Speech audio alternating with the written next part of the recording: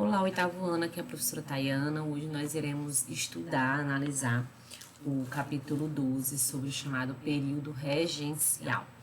Então, no capítulo 11, nós analisamos o chamado primeiro reinado, governo de Dom Pedro I, que foi marcado pelo seu centralismo político, pelo seu autoritarismo.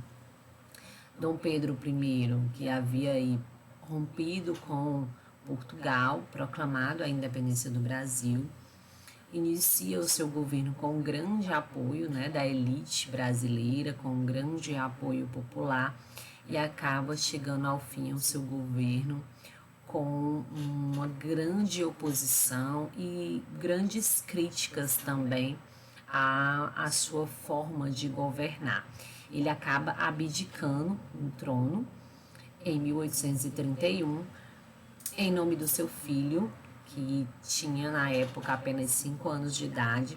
Ele retorna para Portugal numa tentativa de reaver o trono português da sua filha, Dona Maria da Glória, que havia perdido aí a coroa portuguesa para o seu tio.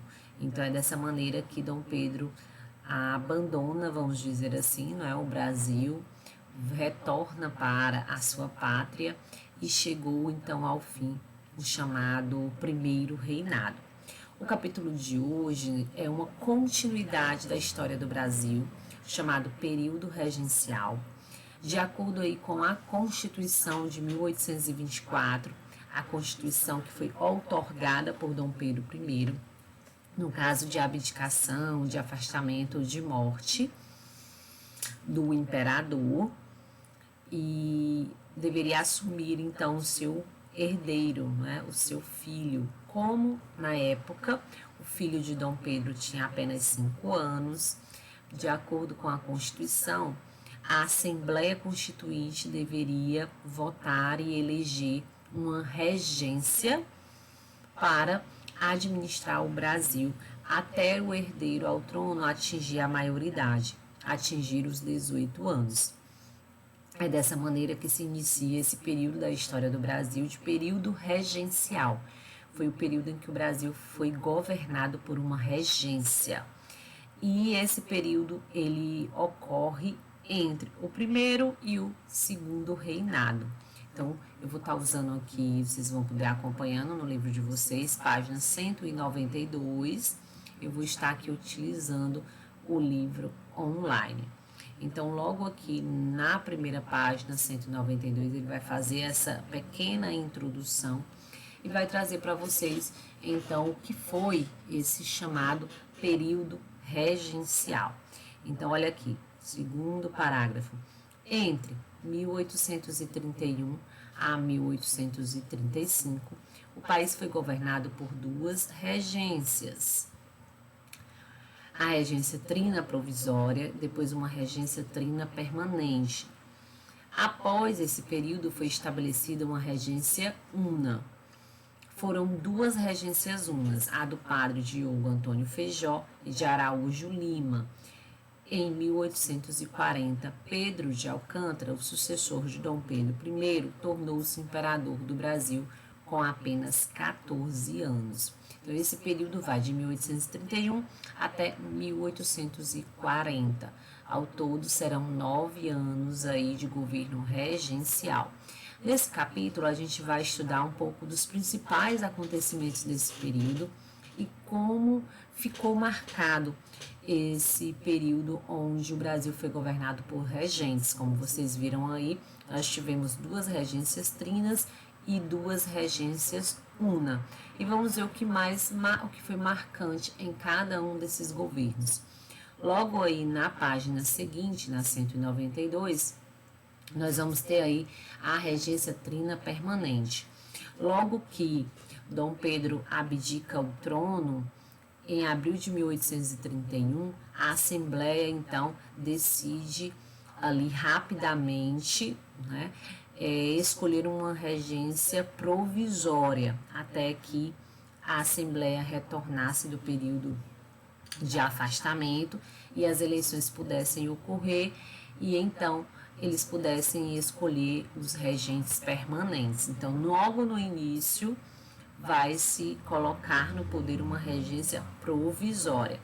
3 meses depois, com o retorno dos deputados, uma votação vai ser feita e serão escolhidos os regentes permanentes para administrar o Brasil, para ocupar os cargos de regente. Então, olha aqui, 3 meses depois, aqui em abril, na terceira linha, em abril de 1831, devido à ausência da maioria dos deputados no Rio de Janeiro, foi escolhido pelo Senado uma regência trina provisória. 3 meses depois, com o retorno dos deputados, foi escolhida a regência trina permanente, composta aí pelo brigadeiro Francisco de Lima Silva e os deputados Braulio Muniz e Costa Carvalho.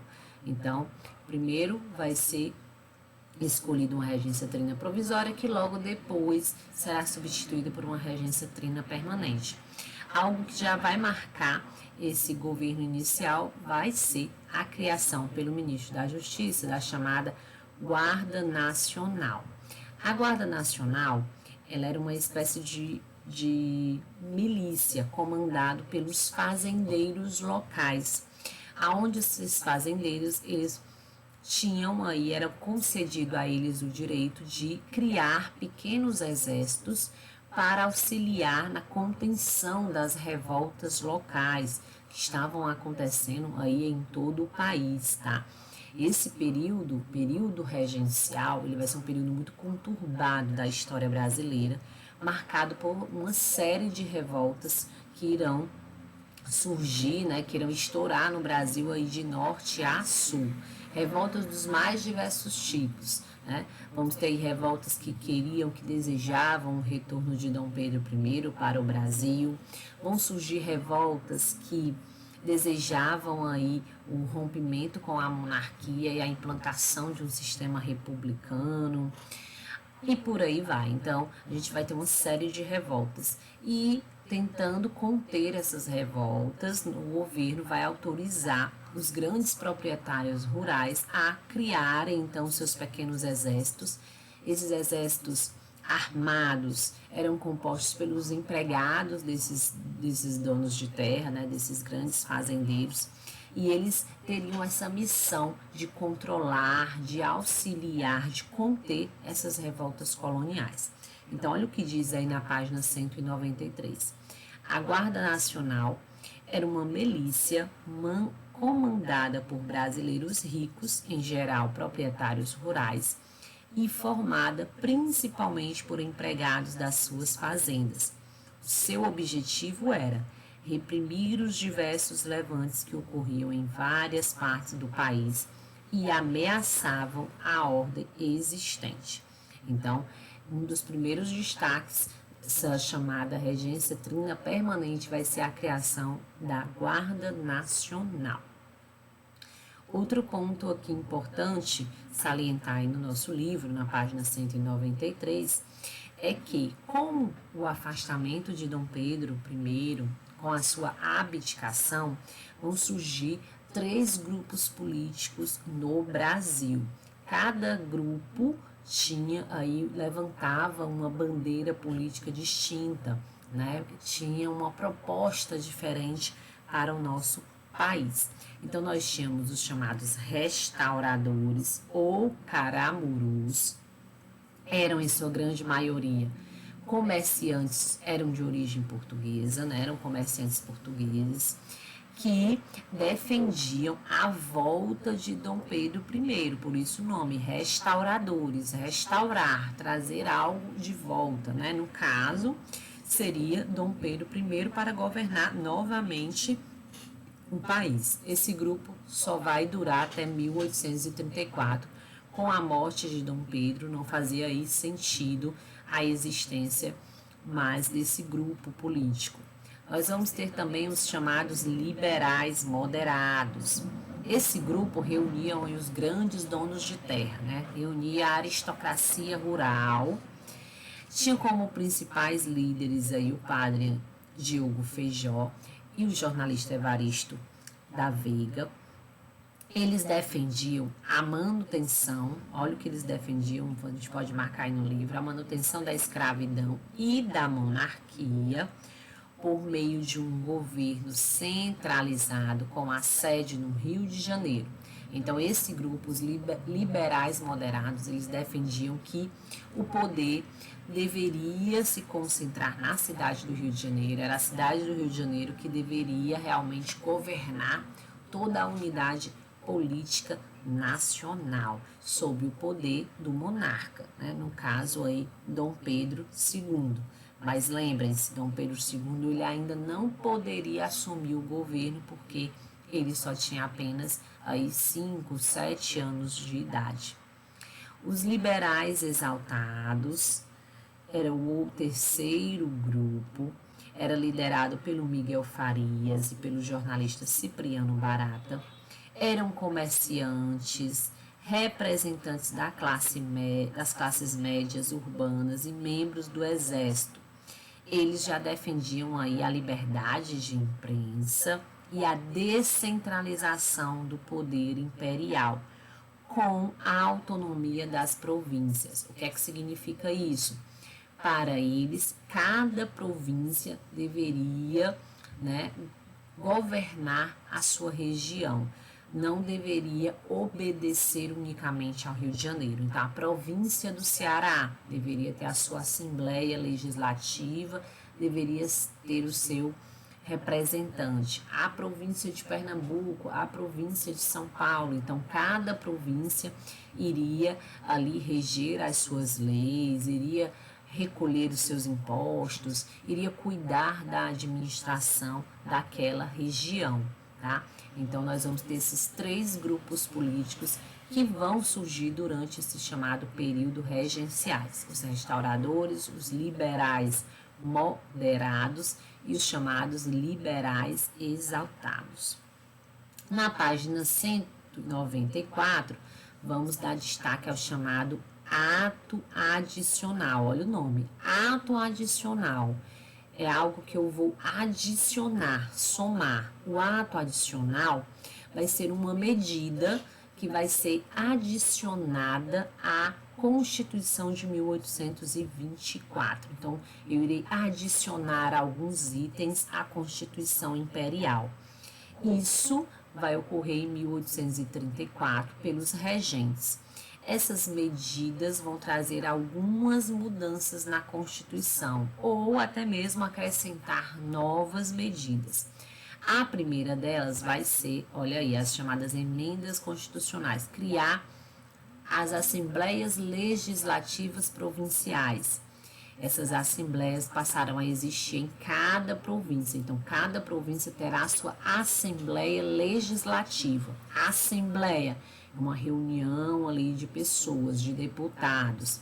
Legislativa, porque ela vai legislar. Eles irão decidir, votar, aprovar leis. Então, por isso, Assembleia Legislativa. Quem poderia participar, né? Ali somente homens que tivessem, então, direito ao voto. Para ter direito ao voto, eles tinham que provar ter alguma renda anual, uma renda mínima anual, para poder participar dessa assembleia. Então, por isso que o voto era censitário.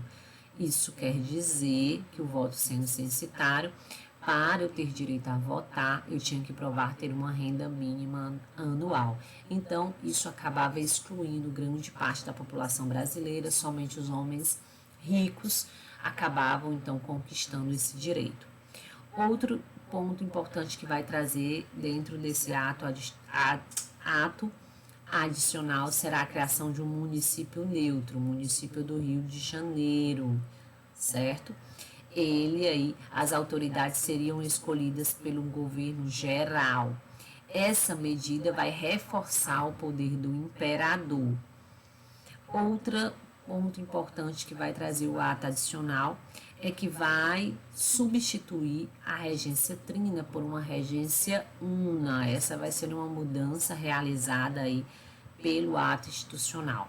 Esse regente, lembra que lá no começo, na Constituição, dizia que deveria ser eleito 3 deputados, por isso a regência trina. Agora, com essas mudanças, dentro do ato adicional de 1834, ficava estabelecido que de regência una passaria a ser de regência trina, passaria a ser regência una. Esse regente seria eleito para exercer um mandato aí de 4 anos. E ele vai ter aí amplos poderes como regente, tá? A primeira regência una, será do padre Diogo Antônio Feijó. Ele vai ser eleito aí para o cargo, regência una de Diogo Feijó, tá? O seu governo vai estar sendo aí dividido, a presença de 2 grupos dentro do cenário político brasileiro, chamados progressistas, que eram favoráveis às assembleias provinciais, que defendiam essa autonomia das províncias. E do outro lado nós tínhamos os regressistas, os mais conservadores, que defendiam que o poder deveria ficar centralizado apenas na figura do Diogo Feijó. Então esses 2 grupos eles vão estar ali em disputa, em conflito durante esses anos do chamado período regencial. Então, durante esse período, a gente vai ter, como eu já falei para vocês, o crescimento de inúmeras revoltas de norte ao sul do país, tá? Então, nós vamos ter várias revoltas ao longo aí do governo que já demonstravam essa insatisfação política, tanto da população como desses grupos políticos rivais com o governo regencial. Mais à frente aqui no livro, ele vai falar um pouco aqui sobre o aumento da oposição ao governo de Diogo de Feijó. Ele vai acabar pressionado pelas críticas, pela oposição, renunciando ao cargo de regente. É aí que assume no seu lugar, né, Araújo Lima. Ele acaba assumindo aí o governo regencial. Durante o governo de Araújo Lima, o que a gente pode então destacar sobre o governo dele?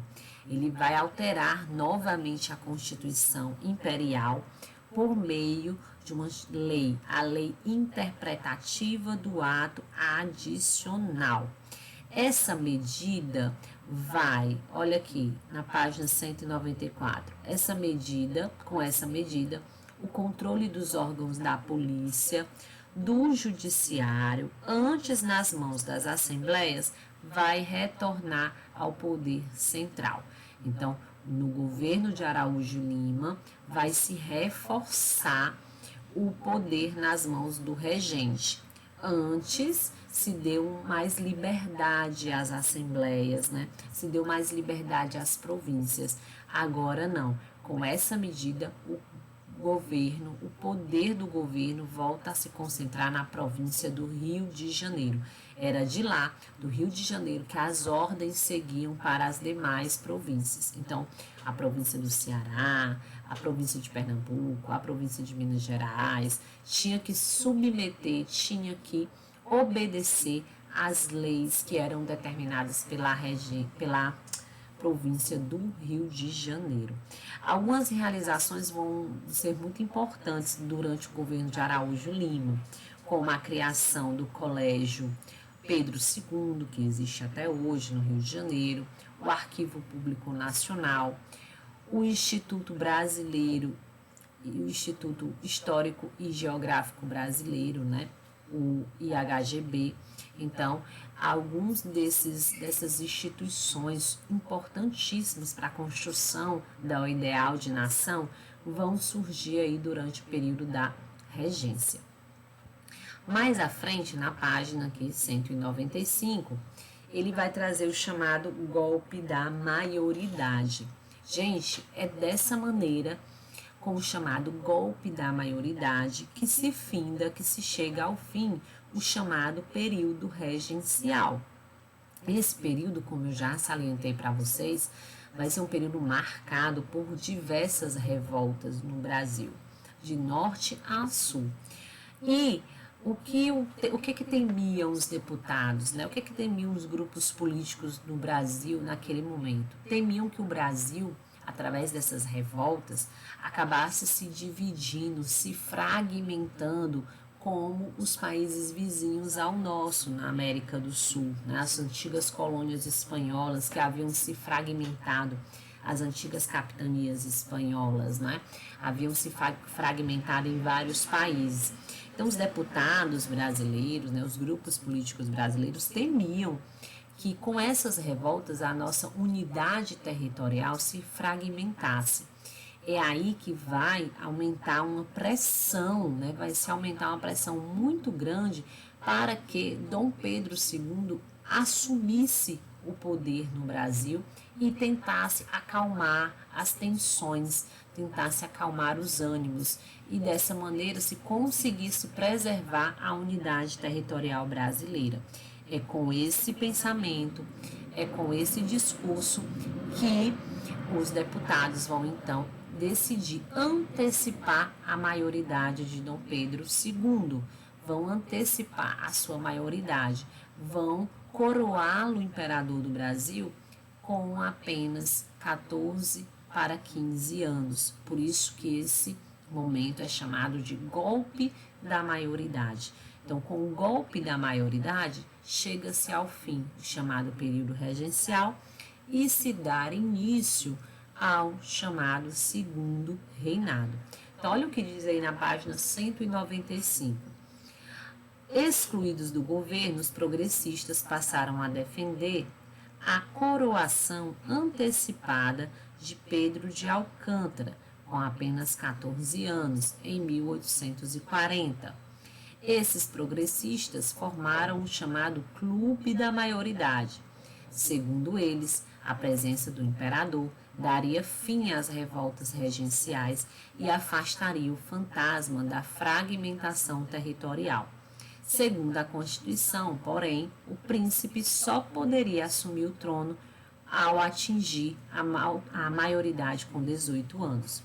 Em junho de 1840, foi aprovada uma lei que antecipava a maioridade de Dom Pedro, que dias depois assumiu o trono como Dom Pedro II, nomeando um ministro liberal. A cerimônia de coroação oficial ocorreu no ano seguinte e encerrava-se assim o turbulento período regencial. E turbulento mesmo, como a gente vai ver na nossa próxima aula, um pouco sobre as rebeliões regenciais que marcaram esse período. Algumas vão ganhar aí destaque, como vocês podem observar esse mapa na página 195. Todas essas revoltas aí ocorreram no Brasil, como eu já tinha dito para vocês, de norte a sul. Então, essas revoltas acabaram, de certa maneira, pressionando os deputados brasileiros a anteciparem aí a maioridade de Dom Pedro II. Algumas dessas revoltas ganham destaque nos livros de história, como a Cabanagem, a Balaiada, a Sabinada. Nós temos também a Farroupilha. A Farroupilha, por exemplo, ela durou 10 anos, né? E ela acabou até mesmo resultando na proclamação da República Rio-Grandense. O Rio Grande do Sul vai se separar, Rio Grande do Sul, Santa Catarina, do Brasil por um período, né? Retornando aí depois no governo de Dom Pedro II. Então, na próxima aula, vocês vão estudar um pouco mais sobre essas revoltas, as chamadas revoltas regenciais, que marcaram esse período aí do chamado período regencial.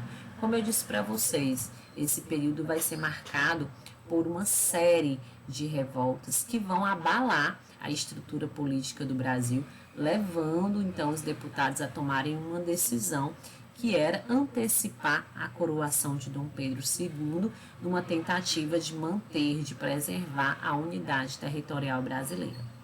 Então, até a próxima aula. Bons estudos para vocês. Até o nosso próximo encontro.